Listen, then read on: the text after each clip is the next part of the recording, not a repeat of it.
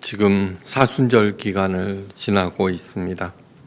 우리 예수님께서 십자가 고난과 죽음을 앞두시고 제자들에게 고별 설교를 하셨습니다. 그 고별 설교의 시작은 보혜사 성령을 너희에게 보내주시니로 시작하는 것입니다. 지난 주간에 드린 말씀입니다. 오늘 이어서 성령의 본질과 실체에 대해서 이어서 공부합니다.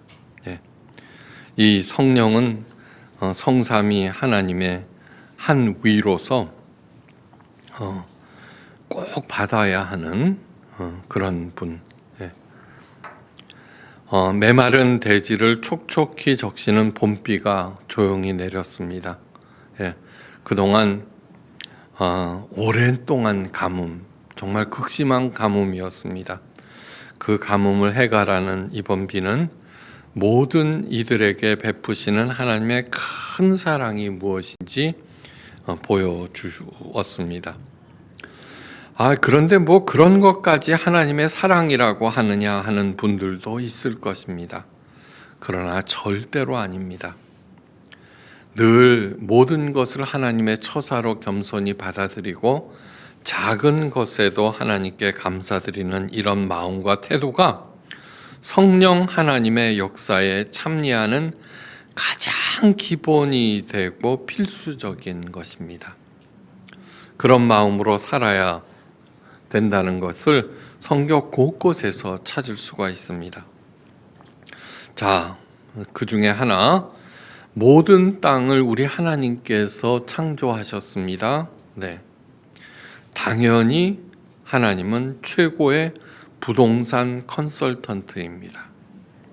그분께서 추천하시는 세상에서 가장 좋은 땅이 있는데 젖과 꿀이 흐른다는 가나안 땅입니다. 그 땅을 추천하신 이유를 하나님께서 친히 다음과 같이 설명하십니다. 신명기 11장 10절. 내가 들어가 차지하려는 땅은 내가 나온 애굽 땅과 같지 아니하니 너희가 차지할 땅은 산과 골짜기가 있어서 하늘에서 내리는 비를 흡수하는 땅이니라. 가나안 땅이 젖과 꿀이 흘러서 하나님께서 보내시는 것이 아니라 이런 말씀을 하십니다. 애굽 땅과 같지 아니하다. 그런데 가나안 땅에는 산과 골짜기가 있다. 산은 장애물, 골짜기는 끝을 알 수 없는 저 밑바닥. 그 다음에 하늘에서 비가 내리는데 그것을 흡수해버리는 그러한 땅이라는 것입니다. 자, 우리가 잘 아는 대로 이집트 땅은 건조한 것입니다. 1년에 비가 오지 않습니다. 그런데 1년에 한 번 나일강 상류 지역에 내리는 많은 비로 인해서 큰 홍수가 나는데 그때만 이렇게 피해서 강둑으로 올라갑니다. 그런데 오히려 그 홍수가 땅을 더욱 비옥하게 만들어서 비료를 뿌릴 필요가 없는 그러한 땅으로 만듭니다. 1년 내내 비가 오지 않는 풍부성한 일조량, 그리고 수량이 풍부한 나일강의 물, 그걸 관계시설로 끌어들여서 이집트는 당시 최대 강국이 됩니다. 최고 부자 나라. 그런데 최대 강대국인 이집트에서 이집트 사람들이 행한 그러한 행동은 참 기괴합니다. 그들은 그 태양과 나일강을 최고의 신으로 섬겼습니다. 한번 잘 생각해 보십시오. 반면에 가나안 땅은요, 건기와 우기가 분명하게 구별되는 지역인데 비가 내리더라도 물이 스며드는 석회암 지대가 대부분입니다. 비가 제때 오지 않으면 농사 짓기가 대단히 어려운 지역입니다. 그럼에도 하나님께서 최고의 땅으로 추천하신 데는 다른 이유가 있습니다. 또 하나님께서 그 이유를 밝혀주십니다. 신명기 11장 11절 내 하나님 여호와께서 돌보아 주시는 땅이라. 연초부터 연말까지 내 하나님 여호와의 눈이 항상 그 위에 있느니라. 예. 자, 뭐냐 그러면은 그렇게 건기와 우기가 있고, 만약에 우기 때 비가 오지 않으냐 하면 농사도 전혀 지을 수 없는 그러한 땅인데, 소출은 이집트 땅과 비교해서는 형편없이 낮은 그러한 지역입니다. 근데 이유는 하나, 여호와의 눈이 항상 그 위에 있어서 그 땅을 이렇게 돌보신다는 것입니다.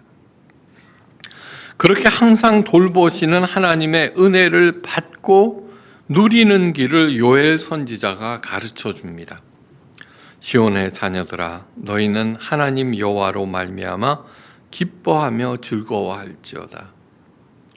생산량, 소출, 돈, 그런 것으로 즐거워하는 것이 아니라 여호와 하나님으로 말미암아 기뻐하고 즐거워하라고 말합니다. 그가 너희를 위하여 비를 내리시되 이른 비를 적당히 주시리니 이른 비와 늦은 비가 예전과 같을 것이다. 네. 무슨 뜻이에요? 그렇게 소출은 적지만, 생산량은 적지만 태양이나 나일강을 신으로 모시지 아니하고 언제나 그 땅을 보살펴 주시는 하나님, 지금 우리들이 비가 필요해요. 비를 내려주세요라는 그 기도가 뭐예요? 진짜로 중요한 것이라는 거예요. 그래서 여호와 하나님 외에는 신으로 만들지 않는 그것이 최고의 행복이고 가치다라고 하는 것을 잊어서는 안 됩니다. 왜 이 땅은 애굽 땅과 같지 않는 거야? 왜 이렇게 맨날 소출이 적어? 왜 비가 안 오는 거야? 왜 비가 이렇게 또 많이 오는 거야? 그렇게 하지 말라는 얘기입니다. 요엘 선지자가 말합니다. 그런즉 내가 이스라엘 가운데 있어 너희 하나님 여호와가 되고 다른 이가 없는 줄을 너희가 알 것이라. 그리하면 내 백성이 영원히 수치를 당하지 아니하리로다. 아무리 지위가 높고 돈이 많다고 하더라도 어떻게 돼요? 수치를 당하게 된답니다. 그런데 어렵고 힘들더라도 그것을 하나님의 처사로 알고 겸손히 받아들이고 그 다음에 작은 일에도 감사하는 사람은 어떠한 상황에서도 수치를 당하지 아니한다는 것입니다. 최고 결혼의 선물은 배우자의 외모와 능력과 지위와 재산이 아니라 그 사람 자체입니다. 그 사람 자체. 그래야 행복할 수 있습니다. 마찬가지로 최고의 행복은 하나님과의 동행입니다. 풍요를 바라는 마음 자체를 버리셔야 합니다. 버리셔야 합니다.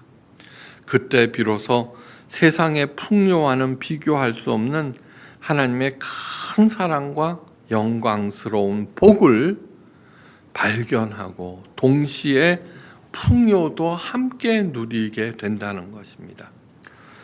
우리를 위해 해와 달과 그 아름다운 지구를 포함한 온갖 것을 준비하신 우리 하나님께서 우리를 맨 마지막에 만드셨습니다. 창세기 2장 7절 오늘 본문 말씀입니다.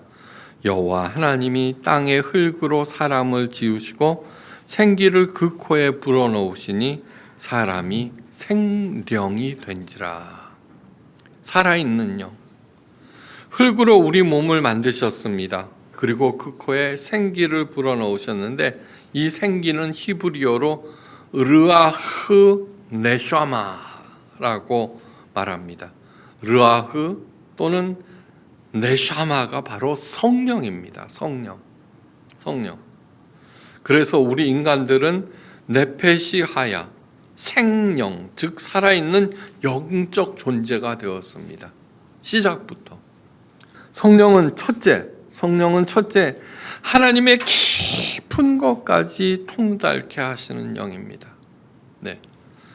사도 바울은 이렇게 말합니다. 고린도전서 2장 11절에 오직 하나님이 성령으로 우리를 이것을 우리에게 보이셨으니 성령은 모든 것 하나님의 깊은 것까지 통달케 하시느니라. 여러분, 성령 얘기만 나오면 모든 것이 함께 나옵니다.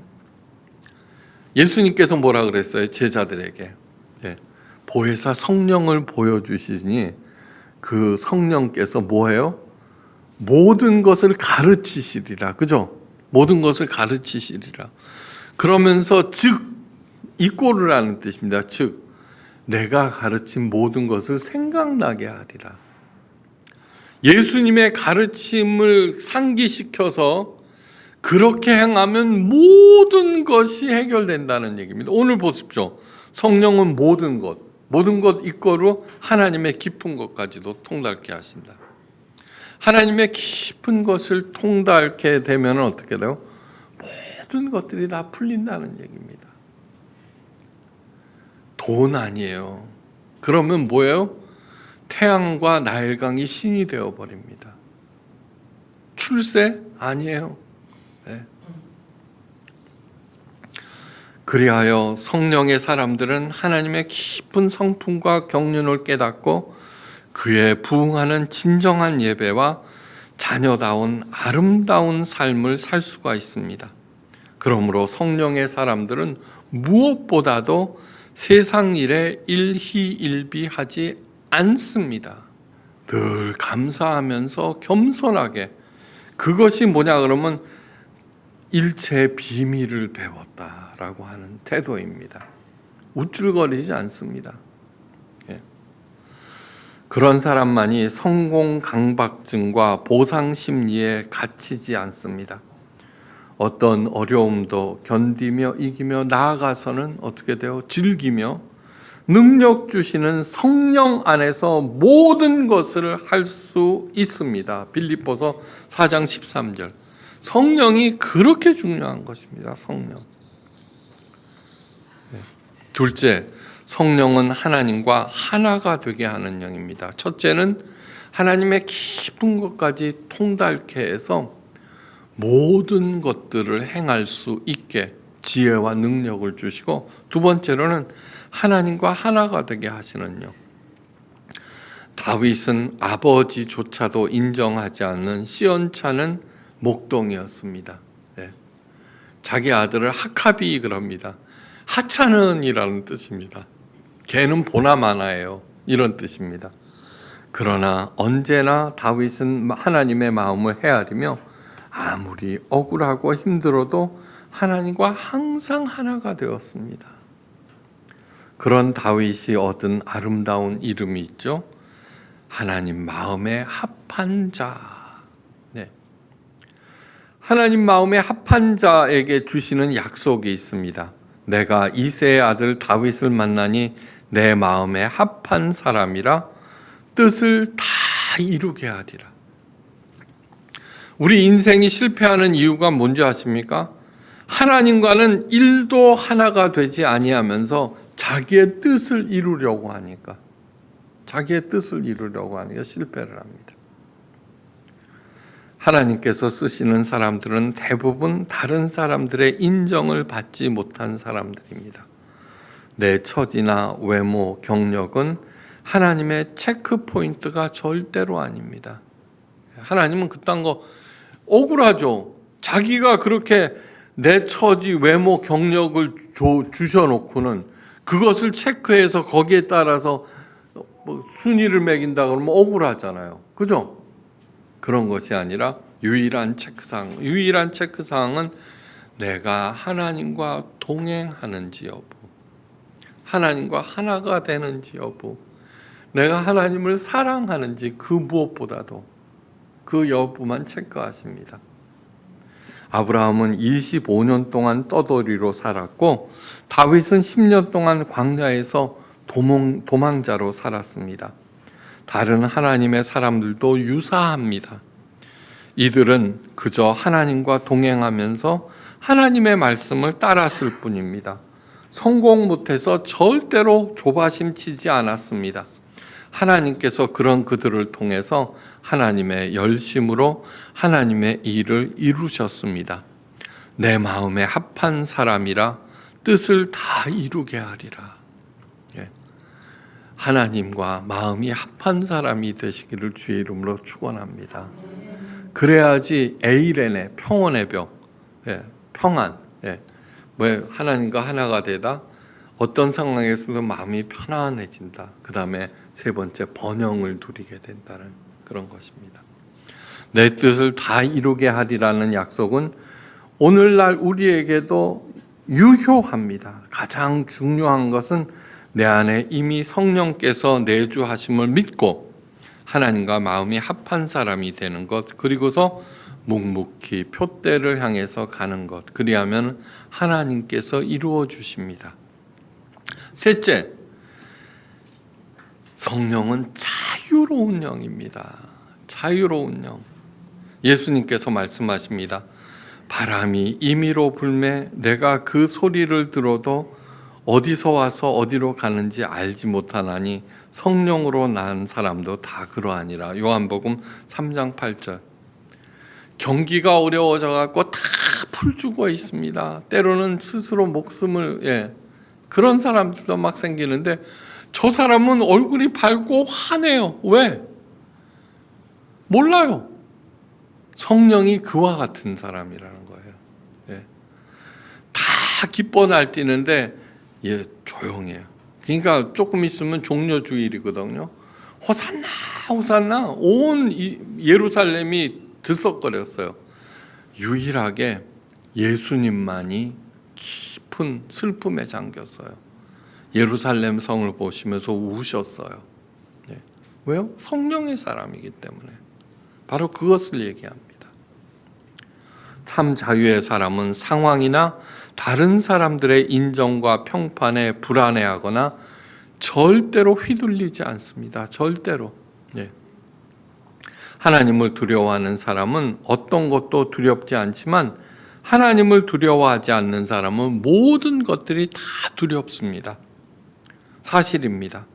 참 자유는 오직 여호와를 경외하고 하나님의 진리를 살고 성령의 충만함으로 주어진다는 것.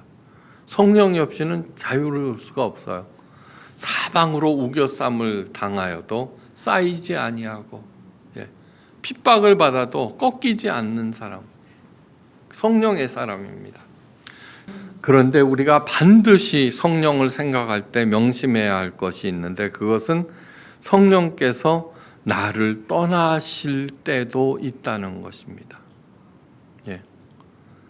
사랑하는 사람이 그 사랑을 접을 때가 있는 것처럼 성령 하나님께도 그런 때가 있다는 거. 그건 꼭 알아야 되겠죠. 언제 그러시는가. 성령께서 떠나시는 것처럼 딱하고 슬프고 무서운 것도 없습니다. 그걸 아셔야죠. 예수님께서 말씀하십니다. 사람의 모든 죄와 회방은 사하심을 얻되 성령을 회방하는 것은 절대로 사하심을 얻지 못하리라. 무시무시한 얘기입니다. 마태복음 12장 31절. 예수님께서 직접 말씀하셨습니다. 성령을 회방한다는 것이 무엇인가? 첫째는 뭐냐면 에이구 그딴 거 어디 있어? 있으면 나와보라 그래. 그게 성령을 회방하는 첫 번째. 두 번째가 뭐냐 그러면 성령을 받았다고 하면서 그 성령을 남용하고 오용하는 죄. 지난 시간에 분명히 말씀드렸어요. 성부 하나님이 발전기라고 하면은 그 발전기를 통해서 나오는 게 전기죠, 그죠? 성경을 보면은 성령은 여호와 하나님께서 부어주시는 어떤 능력이라고만 생각해요. 그것처럼 오류가 없습니다. 전기 다 유용하지만 때로는 인간들이 전기를 나쁜 데 쓸 때가 있죠. 그렇게 성부 하나님은 발전기, 성령은 전기와 같은 어떤 능력이라고 부차적인 것으로 생각할 때 그걸 오용하죠. 그렇게만 생각하는 사람들이 너무너무 많습니다. 방언만 터져도 어떻게 돼요? 목에 힘들어 갑니다. 그 다음에 소위 성령을 받았다는 사람, 치유의 능을 받았다. 이런 사람, 말씀의 능력, 전부 그걸 떠버리면서 다 돈으로 바꾸죠. 안 바꾸는 사람 찾기가 어렵습니다. 그거는 뭐냐 그러면 성령을 하나님이 주시는, 자기를 인정해서 주시는 어떤 능력이라고 생각하기 때문에 천만의 말씀입니다. 죄에서 자유로운 사람은 없습니다. 누구나 죄와 허물이 많습니다. 그러나 성령께서 내재하신 사람들은 자신의 그런 형태를 곧 깨닫고 가슴 아파하면서 회개하고 하나님께로 돌아갑니다. 네. 자, 그렇다면 언제 성령님께서 우리를 떠나실까? 창세기 6장 2절 이하에 기록되어 있습니다. 하나님의 아들들이 사람의 딸들의 아름다움을 보고 자기들의 좋아하는 모든 자로 아내를 삼은지라. 여호와께서 가라사대 나의 영이 영원히 사람과 함께 하지 아니하리니 이는 그들이 육체가 됨이라. 그러나 그들의 날이 120년이 되리라. 복잡한 얘기가 아닙니다. 하나님의 아들들, 생명, 우리. 그런데 사람의 딸들의 아름다움, 겉으로 드러난, 여기 성차별이 좀 있죠. 그런데 그렇게 하면 사람의 딸들의 겉으로 드러난 아름다움을 보고 자기들이 좋아하는 모든 자로 아내로 삼았다는 얘기입니다. 우리들이 가장 사랑해야 되는 것은 누구예요? 하나님인데 내 마음이 변해서 겉으로 드러난 아름다움을 보고 거기에 팔렸다 그러면 당연히 성령께서 떠나실 수밖에 없죠. 그래서 생명이 껍질만 남은 이 육체가 되었어요. 성령이 없으니까 죽는 게 그렇게 두려운 거예요. 그러니까 이 텐트 낡아지는 거 견적내고 꼬매고 그런 사업이 얼마나 풍성해요. 두려워서 벌벌 떨어요. 이걸 또 잘 가꾸고 그러면은 120살까지 사는데 여러분 120살까지 사시고 싶어요? 아니잖아요. 그 120년 동안 뭐 하라고요? 너희들이 잃어버린, 떠나버린 성령님을 다시 찾으라는 것입니다. 사도 바울이 말합니다. 육체에 있는 자들은 하나님을 기쁘시게 할 수 없느니라. 만일 너희 속에 하나님의 영이 거하시면 너희가 육체에 있지 아니하고 영에 있나니 누구든지 그리스도의 영이 없으면 하나님의 사람이 아니니라. 늘 자기를 테스트해보고 내가 성령을 받았는지, 만약에 받지 못했다 그러면 세상 그 무엇보다 먼저 하나님 성령을 제게 주십시오 라고 기도하셔야 됩니다. 부활하신 예수님께서 제자들에게 나타나셔서 숨을 내쉬면서 말씀하십니다. 성령을 받으라. 바로 이것이 태초에 행하시던 그 일 아닙니까? 흙으로 사람을 지으시고 그 코에 생기를 불어넣으신 것을 부활하신 예수님께서 행하시는 새로운 창세기를 쓰시는 것입니다. 태초에 여호와 하나님께서 우리들의 코에 불어넣으셨던 그 생기를 이제 부활절을 앞두고 어떻게 돼요? 간절히 사모하고 받은 바 성령을 올바로 사용하셔서 이 아름다운 세상에서 사랑받는, 존경받는 하나님의 자녀들 30배, 60배, 100배 결실을 맺어 풍성하게 베풀고도 남는 저와 여러분 되시기를 주의 이름으로 간절히 축원합니다.